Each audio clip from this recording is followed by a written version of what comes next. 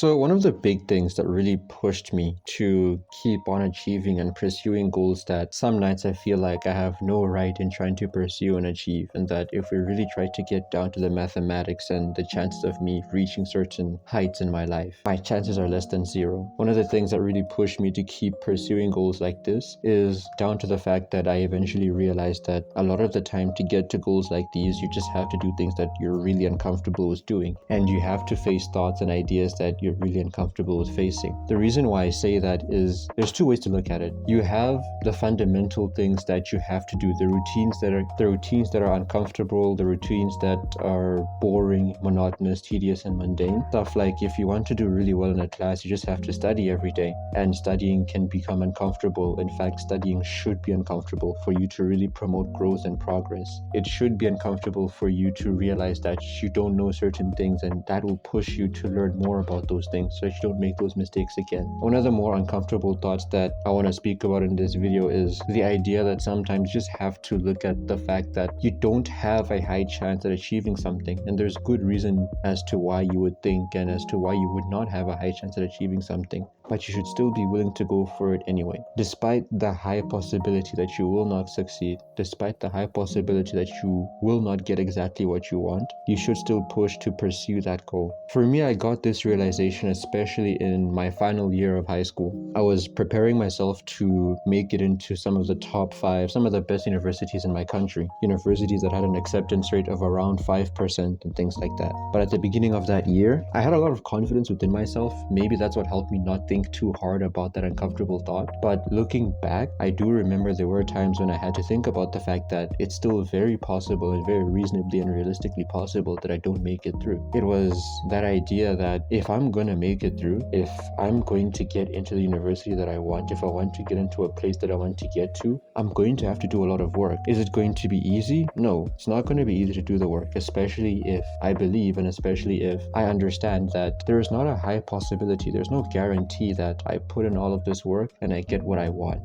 And to some extent, it made me develop a bit of delusion and a bit of heightened self-confidence. I think of this delusion as a good thing, because if there's anything to be delusional about in a healthy sense, it's definitely in your own ability. Because to me, the worst that could have happened if I didn't make it into a top university was that I still showed off and I still showed myself, the person in the mirror, that I can work hard towards something without the certainty that I'm going to reach that goal. And this seeped into a lot of places in my life and continues to do so. For example, in my free time, whenever I can, I write novels. And that's a very fruitless endeavor on the outside. I think there's millions of people who write novels, but only a small percentage of us will ever get to be successful novelists. And even then, a bigger but still small percentage of us who all write novels will ever get to publish a novel. But I don't care about that, to the sense that when I write my novels, when I think about things like that, I always put myself in the space of mind and in the kind of thinking pattern to say that it could be me one day. Because another thing that I realized about these probability games and this idea that there's not a high chance that we get to where we want to get, which is the uncomfortable thought that we're touching on today, is that there's a lot of factors behind why that's the case, beyond just whether or not there's some unwritten destiny and unwritten script about your life as to whether or not that's meant for you. And one of the things I realized and I learned firsthand was that sometimes people just don't put in the effort that they're supposed to put in. I can speak to this with regards to the realm of school. I had been in a high school for about 5 years, and subconsciously and unintentionally, I was able to tell and observe the difference between people like me who cared about their academics profusely and who cared about getting the highest marks possible, and people who didn't. At the start, we all start on a clean slate. That's my belief. When you head into a domain, for this sake school, we all start in the same place. We're all new to this environment and we all get taught the exact same things. It's very important that you start properly like I did, because if you don't, you fall into the trap of being someone who underperforms at the start, and now you run the risk of letting that decide how you feel about yourself and how you feel about your future in the school paradigm. Because the difference between me, a person who made it into a top 5 university and had the dream and had the goal and the audacity to work towards such a dream and goal, and a person who didn't do all of that and who didn't really believe in their abilities and was not capable of making it into that university or making it into such a goal, was down to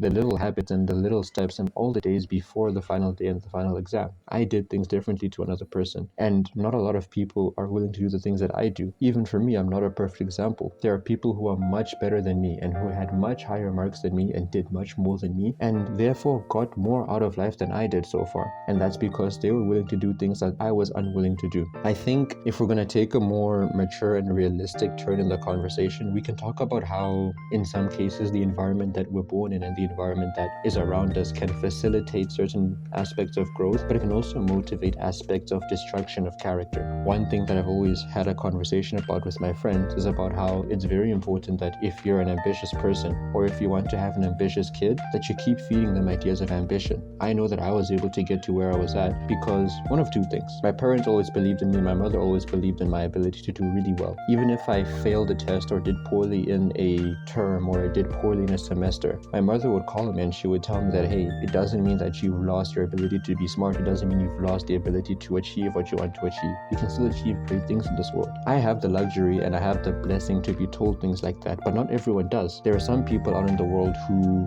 they are told that even when they succeed, that hey, the success is good, but you could do better. Or worse, when some people fail, they get the message that hey, you know what, it was expected anyways, you're kind of worthless and things like that. I don't know why you even try. And while that gets dark and that gets very harsh, I don't want to cancel that out of reality and out of the possibility that things like this do exist. But when it comes to this channel, and I think we're going to build this up as we go along on the YouTube journey, I don't want to focus on things that we cannot control. What we should focus on is what we can control within ourselves. So regardless of what environment you come from, take it from me. And if you don't want to take it from me, you can look up any successful person in life and look up any kind of person that is worth looking up to in life. And we're all going to have one thing in common. We're going to have the ability to fall down and stand back up, have that uncomfortable conversation with ourselves to be like, the possibility of success is low, but we're still going to push towards it. I've given you the tools as to why the rates of success are so low. It's down to how hard we work. Sometimes it's down to the environment. But most importantly, if we just focus within ourselves, if we have that bit of delusion, that bit of self-confidence, I think it's still worthwhile pursuing the goal. There are some goals that I pursued. I did everything I could and I couldn't achieve them. Like being a professional footballer. Chances are very low of that. But I still tried anyway, and I did the best that I could. And I'm not too heartbroken about it. But I would have been more heartbroken if I didn't give it my full effort. I would have regretted that. So to come back to what you and me can do,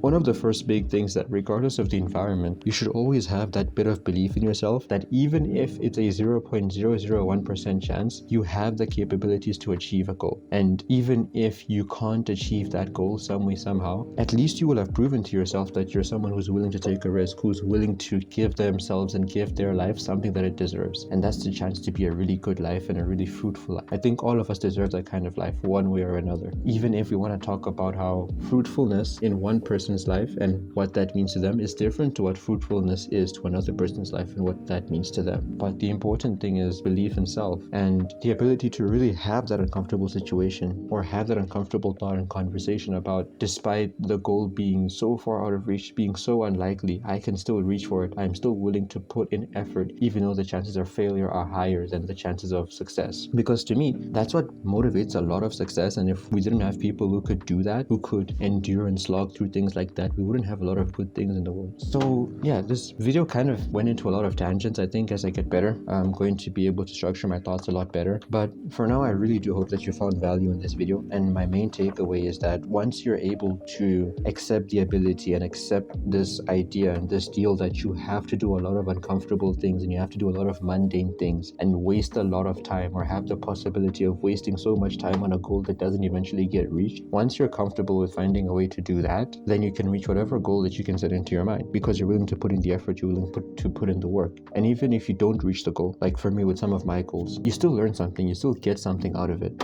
I wasn't able to become a footballer, but one thing I realized and one thing I learned was the value of teamwork. And one of the things I wished I could have done was really expose myself to being a leader on the football field. And I regretted the fact that I was never a captain of a football team. But I took that into other avenues of my life where I was a member of my high school's executive committee. And right now in university, I've been a class representative 2 times, trying to be a class representative for my 3rd time. Mind you, I've only been in university for 6 months. So even if you don't get the perfect ending, you don't get your goal exactly, you may still end up learning things that you would have never imagined that you could have learned on the journey. But for now, I don't want to waste any of your time. I also have to get on and do other things in my life as well. I hope you found value in this video and I hope to see you in the next one. Have a good day.